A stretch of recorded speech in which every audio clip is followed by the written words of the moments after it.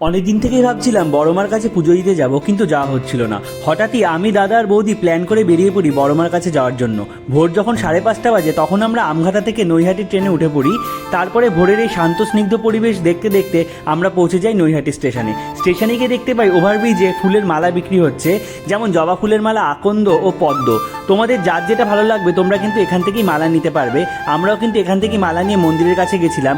সেখানে থাকা দোকানগুলো থেকেই আমরা কিন্তু ভোগের ডালাটা সাজিয়ে নিয়েছিলাম। আর সামনে গিয়েই দেখতে পাই যে দণ্ডি কেটে ভক্তরা আসছে মায়ের কাছে পুজো দিতে। তারপরে কিন্তু আমরা বড়মার নাম লিখে নিয়েছিলাম। তারপর সবাই বড়মার নাম নিয়েই কিন্তু আমরা লাইনে দাঁড়িয়ে পড়েছিলাম পুজো দেওয়ার জন্য। আর দেখো, সেদিন কিন্তু ভক্তের ভিড় ছিল ঠিক এতটা। দূর দূরান্ত থেকে ভক্তরা এসে বড়মার কাছে পুজো দেওয়ার জন্য। মন্দিরের যখন ভিতরে প্রবেশ করি মনের মধ্যে আলাদাই একটা শান্তি লাগছিল। আর আমরা সবাই খুব করে চাইছিলাম আমরা যেন একটু বড়মার কাছে থাকতে পারি, মানে বড়মার একদম সামনে থেকে যেন আমরা দর্শন পাই। তাকে সামনে থেকে দেখতে পেয়ে এক মুহূর্তের জন্য কোথায় আমি হারিয়ে গিয়েছিলাম। আর পুজো দিয়ে বেরিয়েই আমরা পেয়ে যাই মায়ের প্রসাদ, যেটা ছিল আমাদের কল্পনার বাইরে।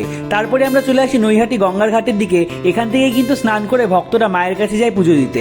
যদিও আমরা বাড়ি থেকে স্নান করে এসেছিলাম, আর বেলা যত বাড়ছিল ভিড় কিন্তু ততই বাড়ছিল। তাহলে চলো সবাই মিলে একবার বলি জয় বড়মা।